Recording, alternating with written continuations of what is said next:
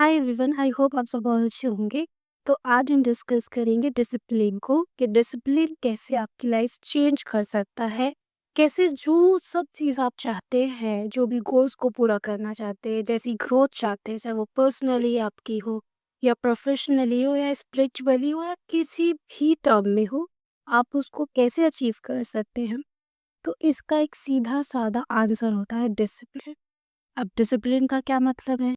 तो अब डिसिप्लिन का सीधा-साधा मतलब ये है कि जो चीज़ आपने अपने लिए डिसाइड करी है या जो चीज़ आपके लिए सही है, वो आप करें। कंसिस्टेंसी के साथ, क्लैरिटी के साथ और अपनी ग्रोथ को देखते हुए।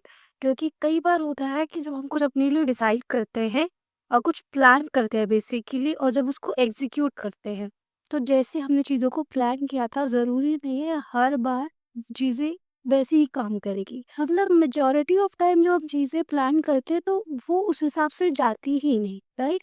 तो जब जो आपने प्लान बनाया है उसके अकॉर्डिंगली चीज़ें नहीं हुई, तो अब आपको प्लान में चेंज करना पड़ेगा, राइट? तो इस चीज़ को माइंड में रखते हुए डिसिप्लिन होना भी बहुत ज़रूरी है। ये नहीं, आपने किसी चीज़ को अपने लिए डिसाइड किया कि चाहे पर्टिकुलर मेरा गोल है कोई, अब मैं इस गोल को पूरा करने के लिए पर्टिकुलर टास्क रोज़ करूँगा।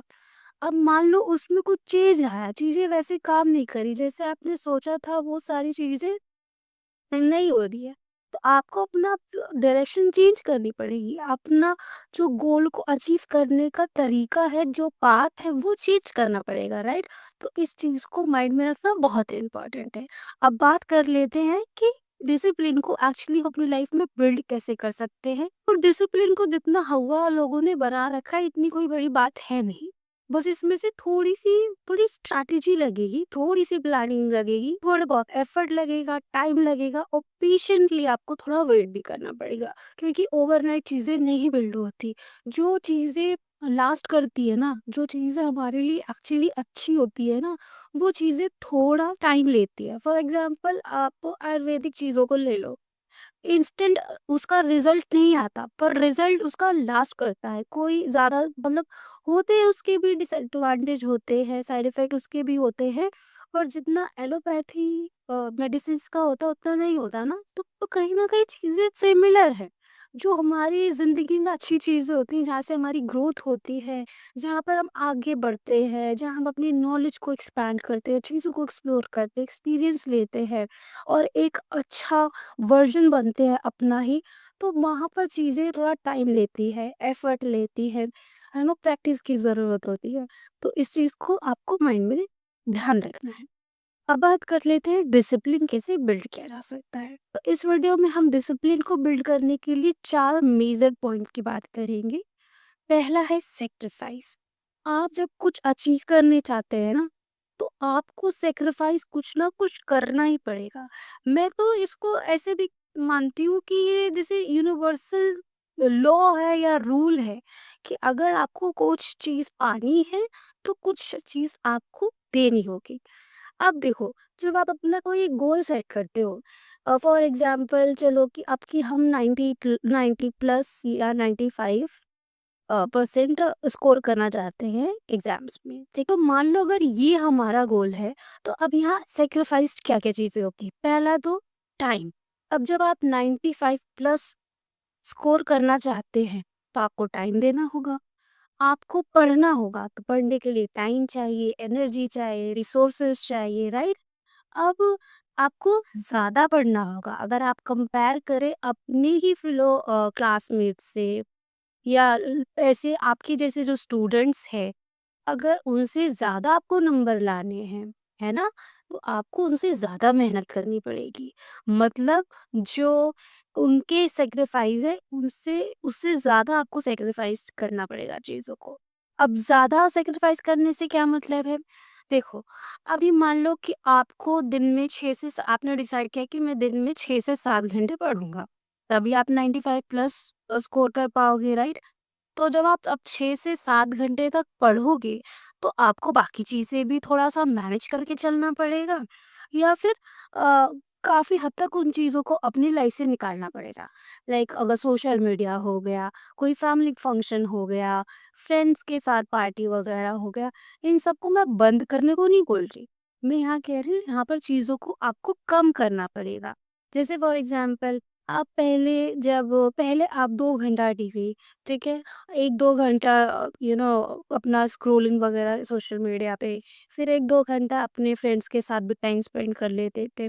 ये आपका एक काइंड ऑफ रूटीन बन गया था, जो कि माइंडलेसली हो रहा था। आप चीज़ों को नहीं मतलब इतना ऑब्ज़र्व कर पा रहे थे। चीज़ों को इतना प्लान करके नहीं चल पा रहे थे। बस माइंडलेसली चीज़ें हो रही थी। पर अब जब आपने एक गोल अपने लिए सेट करा है, तो वहाँ पर आपको टाइम ज़्यादा देना है। अब वो देखो, सबके पास 24 ही आवर्स है ना, अब वो 24 आवर्स में ही आपको सारी चीज़ें मैनेज करनी है।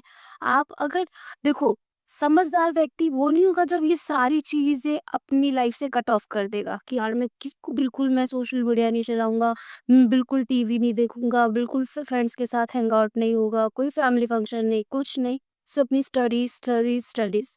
तो आप खुद बताइए कितना ही स्टडीज़ कर लेंगे आप? 24/7 स्टडीज़ कोई कर पाएगा? नहीं ना। तो आपको यहाँ पर इसलिए मैंने बोला, एक जो सेंसिबल बंदा होगा ना, वो चीज़ों को मैनेज करके चलेगा। क्या अगर मैंने मान लो, अगर यहाँ पर मोटी-मोटी बात अगर करें कि मान लो हमने डिसाइड किया था हम सारी चीज़ें छोड़कर सिर्फ पढ़ाई पे फोकस करेंगे। 7-8 क्या घंटे का हम 12-12 घंटे पढ़ेंगे। तो कितनी पॉसिबिलिटी है कि वो चीज़ आप लॉन्ग रन में कर पाओगे। ठीक है, 2-3 दिन कर लोगे, नेक्स्ट टू नेक्स्ट अगर बहुत ज़्यादा मोटिवेशन है, 6-7 दिन कर लोगे, पर उससे ज़्यादा कर पाओगे नहीं। उल्टा माइंड एग्ज़ॉस्ट फ़ील करेगा, जो आपका फ़ोकस होगा उसकी क्वालिटी गिर जाएगी, आपका पढ़ने का मन नहीं करेगा, सर में दर्द होगा, आँखों में प्रेशर फ़ील होगा। फिर अब आप जब सारी चीज़ों में सैक्रिफाइस कर रहे हो, तो अब नींद में भी करोगे, टाइम पे वही आपकी 4-5 घंटे की नींद होगी। मैंने कितने स्टूडेंट्स को सुना है कि वो सिर्फ़ 3-4 घंटे सोते हैं। अब तो आप वो भी करोगे। तो सोचो, जब आपका माइंड ही फ्रेश नहीं है, रिचार्ज नहीं है, तो आप कितना फ़ोकस करके तो कुछ मतलब अगर इसको थोड़ा-सा 2 स्टेप पीछे होकर देखा ना, तो इसमें कोई लॉजिक भी नहीं बन रहा है। आप ये देखो कि मतलब आपने चीज़ों को सैक्रिफाइस किया कि मैं अब ज़्यादा एफर्ट मार के ज़्यादा नॉलेज गेन कर लूँगा। पर वो नॉलेज तो गेन ही नहीं हो रही, क्यों नहीं हो रही? क्योंकि अब माइंड फ़ोकस नहीं है, माइंड फ्रेश ही नहीं है, माइंड उस चीज़ के लिए रेडी ही नहीं है कि वो इतना पढ़ ले, इतना थका हुआ है माइंड। क्योंकि माइंड को भी देखो, हमें ना एक लिमिट एनर्जी मिलती है, चाहे वो मेंटली हो चाहे फिज़िकली हो। आप एक टाइम पे एक लिमिट तक ही भाग पाएँगे, ठीक है? आप ऐसे ही नहीं कि आप एक साथ ही, अगर आपका स्टैमिना पर डिपेंड करता है कि आप कितने फिज़िकली एक्टिव है, कितना आप वर्कआउट वगैरह करते हैं, उस हिसाब से अलग-अलग बंदा अलग-अलग किलोमीटर्स भाग सकता है। तो ऐसे ही हमारी मेंटल कैपेसिटी भी होती है, मेंटल एनर्जी भी होती है। एक इंसान जितना उसने अपने माइंड को ट्रेन कर रखा है, उसी के हिसाब से वो पढ़ पाएगा। मान लो आप इतने पढ़ाकू बच्चे नहीं हो, आपने सेट कर लिया कि मैं 7 से 8 घंटे पढ़ूँगा, आप 1 घंटा भी रोज़ नहीं पढ़ते, तो इज़ इट पॉसिबल? तो अब ये सब भी देखकर चलना पड़ता है। अच्छा, ये वाला पॉइंट मैंने कुछ ज़्यादा एक्सप्लेन कर दिया, आई एम रियली सॉरी।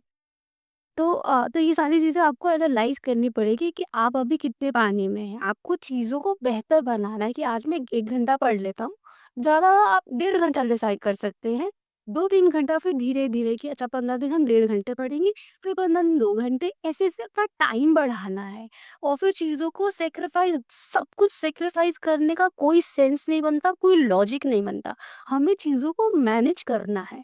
और अगर कट ऑफ चीज़ें करनी है तो वो करें जो आपके लिए नुकसानदायक है, आपके लिए मैं कहूँगी माइनस में है। माइनस में कहने से क्या मतलब है, मैंने ये संदीप सर का ये कॉन्सेप्ट मैंने सुना था कि जैसे मान लो कि आपने सोशल मीडिया देखते हो आप। आपने सोचा कि यार सोशल मीडिया मैनेज करूँगा, मतलब पूरा कट ऑफ नहीं कर दूँगा अपनी लाइफ से कि बिल्कुल ही बंद कर दिया, अनइंस्टॉल डिलीट मार दिया, थोड़ा-सा मैनेज करके चलते हैं। अब आपके जो इंस्टा फीड पे ऐसा कंटेंट आता है जो आपको डिस्ट्रैक्ट करता है। फॉर एग्जांपल ऐसी मूवीज की वो क्लिप्स आती है ना, तो आप आपने आपने वो मूवी का कोई पार्ट देखा, आपको क्यूरियोसिटी हुई कि अब आगे क्या होगा, कोई वेब सीरीज हो सकती है, कोई सीरियल व्हाटएवर इट इज। तो अब आपको क्यूरियोसिटी हुई, अब आप जाके वो मूवी देखोगे।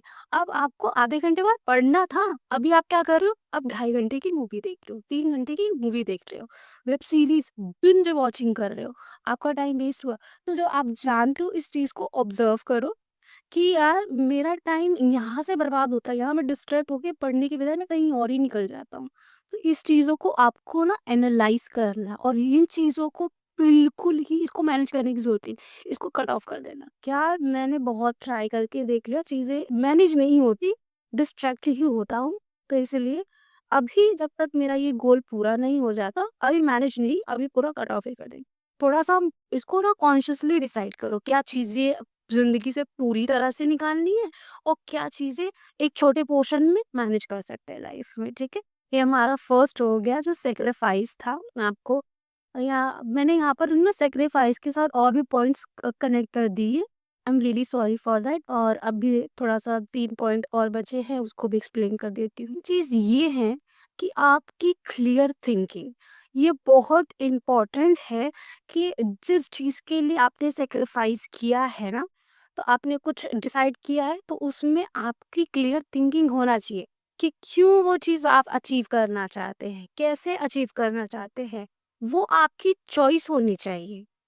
इंस्टेड ऑफ कोई प्रेशर या किसी को दिखाने के लिए कुछ करना या किसी की बोलने की वजह से कुछ करना या किसी के प्रेशर की वजह से, जैसे मैंने बताया। तो ये सब की वजह क्योंकि ये सब चीज़ें होती हैं, आप ना इन चीज़ों में टिक नहीं पाओगे। अगर आपने किसी और के कहने पे, मतलब जो सारे रीज़न्स मैंने भी बोले, अगर इन वजह से आपने कुछ डिसाइड किया और उसमें डिसिप्लिन होना चाहते हैं, तो बहुत oh my god! Mummy, mummy. I am totally sorry. तो फिर गेम में टिकना थोड़ा-सा मुश्किल हो जाएगा, राइट? इसलिए ट्राई क्या बोलूँ मैं इसको, मेक श्योर करिए कि जो आपने गोल डिसाइड करा है ना, वो आपकी चॉइस है। आप वो करना चाहते हो। जब भी आप उस गोल के बारे में उसको देखते हो, उसको सुनते हो, उसको फ़ील करते हो, आप एक्साइटेड हो जाते हो। आप मोटिवेशन से भर जाते हो। आप बस लाइक ऐसे वेज़ ढूँढते हो, ऐसे तरीके ढूँढते हो, ऐसा टाइम मैनेज करते हो कि यार मुझे बस उस पे काम करना है। I am really excited to do that. ऐसी फीलिंग आनी चाहिए आपकी गोल से। ऐसा गोल्स आपकी होना चाहिए क्योंकि वो होता है लाइफ़ का पर्पस। वो होता है लाइफ़ की बहुत इम्पोर्टेंट चीज़। तो आपके गोल्स ऐसी आपको फ़ील देनी चाहिए। तो इसलिए क्लियर थिंकिंग बहुत ज़्यादा ज़रूरी है कि आपको जो भी चाहिए, क्यों चाहिए, क्या चाहिए, कब तक चाहिए। आपको पता है मैंने एक गोल्स में वीडियो बना रखी है जिसमें मैंने बताया है कि कैसे आप स्मार्ट गोल्स अपने लिए बना सकते हैं। अगर आपको चाहिए मैं वीडियो का लिंक चाहे डिस्क्रिप्शन में या पिन कमेंट में दे दूँ। अगर आप देखना चाहो तो आप उसे चेक कर सकते हो। तो दूसरी चीज़ ये हमने बताया अपना क्लियर थिंकिंग, ठीक है? थर्ड आती है डेली गोल सेटिंग। अब ये क्यों इम्पोर्टेंट है? देखो, एक बार मैंने प्रियंका चोपड़ा का कोई इंटरव्यू देखा था जहाँ पर उन्होंने बताया था, अगर आपको कोई बड़ी गेम जीतनी है ना, तो आपको पहले छोटी-छोटी गेम जीतनी पड़ेगी।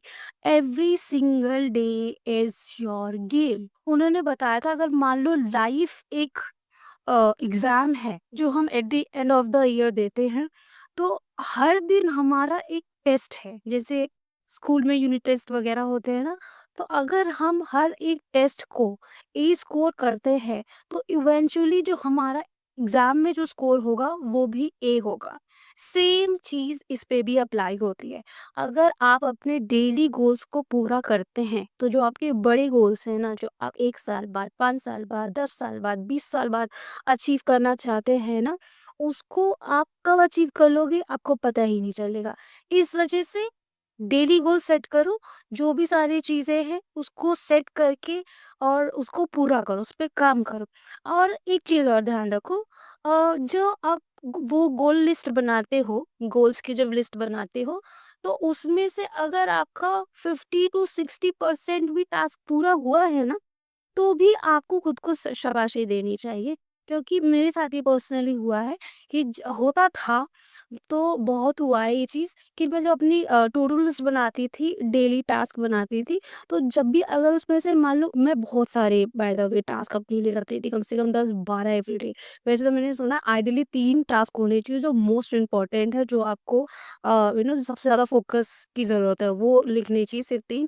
पर मुझे तब पता नहीं था, पता होने के बावजूद भी मैं 10-12 तो मेरे पक्का-पक्का होते थे। और अगर मैंने मान लो 11 पूरे करे, 1 नहीं पूरा करा ना, मैं इतना रिग्रेट से भर जाती थी और सारी मोटिवेशन चली जाती थी। ये थोड़ी समझ होती ही नहीं थी कि यार मैं 11 पे फ़ोकस कर लूँ, मैंने 11 तो पूरे करे हैं ना, 1 नहीं किया ठीक है। तो ये चीज़ मेरी बहुत ज़्यादा रिग्रेट फ़ील करवाती थी और फिर अगले दिन में वो फ़ोकस नहीं आ पाता था, वो मोटिवेशन नहीं आ पाती थी कि मैं एक्साइटेड होके फिर अगले दिन के पे गोल पे काम करूँ। तो यहाँ पर चाहिए माइंडसेट शिफ्ट। अगर आप भी मेरे जैसे ही सिचुएशन में हैं जहाँ पर आप जितना आपने काम करा है उस पे फ़ोकस होने की बजाय आपने जो नहीं किया है उस पे फ़ोकस होते हैं, उससे आप अपसेट फील करते हैं, डाउन फील करते हैं, तो please change your mindset, shift your mindset कि मैंने ठीक है, मैंने इसमें से जो भी टास्क किए हैं मेरा उस पे ध्यान होना चाहिए। अगर आप मान लो आपने 5 से 5 टास्क अपने लिए जो भी डेली टास्क है 5 सेट करे हैं और आपने उसमें से 2 या 3 भी पूरे कर ली है, तो खुद को शाबाशी दीजिए, खुद को मोटिवेट करिए कि ठीक है यार, आज मैंने 2 कंप्लीट करे, 3 कंप्लीट करे, कल 4 करेंगे, अगले दिन 5 करेंगे, फिर ऐसे करेंगे। अपने आप को मोटिवेशन दीजिए, माइंडसेट में शिफ्ट लाइए, वो बहुत ज़्यादा ज़रूरी है क्योंकि वहीं से हमारी कंसिस्टेंसी आती है। अब चौथा पॉइंट कंसिस्टेंसी है। देखो, जब हमने कितनी भी प्लानिंग कर ली, हमने कितनी भी सैक्रिफाइसेस कर दिए, हमने कितनी भी क्लियर थिंकिंग रख ली, जब तक हम किसी चीज़ में कंसिस्टेंट नहीं हैं, कोई चीज़ नहीं होने वाली। जो रिज़ल्ट हमने एक्सपेक्ट किया है, वो रिज़ल्ट नहीं मिलने वाला। I know it is very harsh but that's a reality, ठीक है? तो इस चीज़ को हमें रियलिटी को एक्सेप्ट करना आना चाहिए। अंदर से आप भी जानते हैं कि यही सच है। जब तक हम किसी चीज़ में कंसिस्टेंसी नहीं दिखाएँगे, रिज़ल्ट्स नहीं आएँगे। वो चीज़ अचीव करना बहुत मुश्किल हो जाएगा या बहुत इम्पॉसिबल भी कह सकते हैं, राइट? तो इसलिए ये नहीं कि 15 दिन काम किया, 15 दिन नहीं किया। 15 दिन किया, ठीक है, 15 दिन अपना 100% दिया, पर जो 15 दिन है उसमें 10% तो दे रहे हैं, ये भी कंसिस्टेंसी होती है। मुझे पहले नहीं पता था और अगर आप में से किसी को नहीं पता तो मैं बता दूँ ये भी कंसिस्टेंसी होती है। कंसिस्टेंसी का मतलब है आप रोज़ जीत रहे हैं, वो काम कर रहे हैं। चाहे उस काम का आप 10% ही कर रहे हैं, 1% भी कर रहे हैं, वो कंसिस्टेंसी में काउंट होगा। और एक और चीज़, जब आप कोई नई हैबिट स्टार्ट करते हैं ना, तो शुरू-शुरू में हम बड़े मोटिवेटेड होते हैं। पर्सनली मेरे साथ मैं अपना एक्सपीरियंस अगर शेयर करूँ, तो जब भी मैं कुछ नया स्टार्ट करती हूँ ना, मैं आउट ऑफ मोटिवेशन बहुत ज़्यादा कर लेती हूँ। मान लो अगर मेरी कैपेसिटी है किसी 10 काम करने की, तो मैं 20 कर दूँगी, मैं 22 भी कर दूँगी। और इसका जो डिसएडवांटेज होता है, ये होता है कि अगले दिन 2 काम करने की भी एनर्जी नहीं रहती, ना मोटिवेशन रहती है। तो मैं चाहती हूँ ये आप सबके साथ ना हो, तो मैंने आज ही एक वीडियो देखी है जिसमें उन्होंने बताया यूट्यूबर थे नाम मुझे याद नहीं है।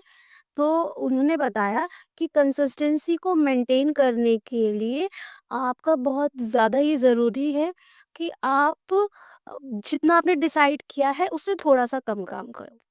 जैसे आपने अगर प्रेमानंद महाराज जी की कोई वीडियो देखी होगी, तो वो क्या कहते हैं कि जितनी भूख हो उससे 1 रोटी कम खाओ।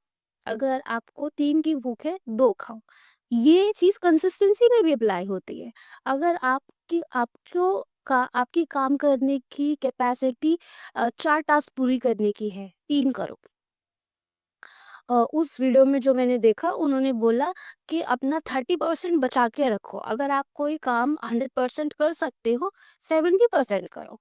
30% बचा कर रखो क्योंकि अब वो मुझे क्या लगता है वो उन्होंने क्यों कहा क्योंकि एक तो क्यूरियोसिटी ड्रिवन ड्रिवन होती है कि यार मतलब अब क्या करेंगे कैसे करेंगे फिर वो एक्साइटमेंट मेंटेन रहती है मोटिवेशन मेंटेन रहती है फिर एक अच्छी मेंटल मेमोरी बनती है कि यार कल ऐसे किया था अब देखो अच्छा लगा था अभी और करना है और देखते आगे क्या होगा आगे वो ना माइंड इतना कॉन्शियसली नहीं वो मतलब अच्छा, एक चीज़ मुझे आपसे और शेयर करनी थी। मुझे ये जानना है कि सिर्फ़ मेरे साथ होता है कि आप लोगों के साथ भी होता है? जब भी मैं कुछ सोचती हूँ ना, तो मैं वर्ड्स में नहीं सोचती। मैं ना फीलिंग्स में सोचती हूँ। अब मैं ये क्यों कह रही हूँ?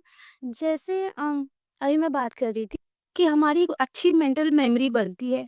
तो मैंने बोला कि अभी मैंने सारी बातें बताई ना कि माइंड सोचता है कि यार मैंने कल बड़ा क्यूरियोसिटी रहा था, मोटिवेशन भी रहा था, अच्छा-अच्छा फ़ील किया था, मैं दोबारा फ़ील करा।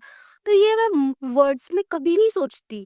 मैंने ये चीज़ को बहुत डीपली नहीं पर बहुत बार मैंने इस चीज़ को ऑब्ज़र्व करा है कि जब ऐसी कोई फीलिंग आती है, कोई एक्सपीरियंस का जब छाप रह जाता है मेरे माइंड में, तो वो कभी वर्ड्स में नहीं होती, कभी मैं ऐसे माइंड में सोचती न। हाँ, वो अलग बात है कि जब सेल्फ टॉक होता है तब हम वर्ड टू वर्ड बात करते हैं, वो अलग केस है। पर जब ऑटोमेटिक कोई थॉट आता है ना, जहाँ पर वो अनकॉन्शियस नहीं बोलूँगी, मतलब जो अपने आप जो थॉट्स आते हैं, वो या अपने आप किसी एक्सपीरियंस का कोई फीलिंग होती है या कोई उससे रिलेटेड थॉट होता है, तो कभी वर्ड्स में नहीं होता, हमेशा फीलिंग्स में होता है। फीलिंग्स में मतलब I don't know how to say, but जिनके साथ होता होगा आई होप वो समझ रहे होंगे मैं क्या कहना चाहती हूँ। अगर आपके साथ होता है प्लीज़ बताइए, और अगर नहीं होता तो पता नहीं क्या है फिर, ठीक है। मैं थोड़ा-सा और इस चीज़ को ऑब्ज़र्व करके कोशिश करूँगी बताने की, क्योंकि मैं थोड़ा-सा मैं खुद भी नहीं समझ पा रही हूँ ना यार इस चीज़ को। ये चीज़ तो मैं मुझे पता नहीं इसको एक्सप्लेन कैसे करना है, तो आई am really sorry for that, but I don't know what कुछ तो है। तो बाकी इस वीडियो में इतना ही। तो जब भी आपको अपनी लाइफ में डिसिप्लिन बिल्ड करना है, तो आप 4 चीज़ें ध्यान रखिए। Sacrifice, clear thinking, daily goals and consistency, ठीक है? और try to work on your thinking first, क्योंकि अगर आपकी थिंकिंग क्लियर नहीं है तो ये तीनों पॉइंट आई डोंट थिंक, ये तीनों क्या, लाइफ में जितनी भी चीज़ें हैं ना, उसका फाउंडेशन स्ट्रॉन्ग नहीं होता। हमारी जितनी थिंकिंग क्लियर होती है ना, हमारा फाउंडेशन भी स्ट्रांग होता है, हमारी गोल्स भी स्ट्रांग होता है, हमारा कॉन्फिडेंस बिल्ड होता है। सेल्फ बाउंड्री, सेल्फ रिफ्लेक्शन, ऐसी जो हज़ार तमाम चीज़ें हैं ना, वो हम इज़िली बिल्ड कर पाते हैं, अपनी लाइफ में अप्लाई करके आगे बढ़ पाते हैं। एज़ अ इंडिविजुअल ग्रो कर पाते हैं, और जो चीज़ें हम डिसाइड करते हैं ये तो वो भी अचीव कर पाते हैं। अगर कोई टफ सिचुएशन में पड़ जाते हैं तो उसको भी उससे भी डील कर पाते हैं, उसको भी हैंडल कर पाते हैं। बाकी आज की वीडियो में इतना ही, मिलते हैं नेक्स्ट वीडियो में। Till then take care yourself and Radhe Radhe.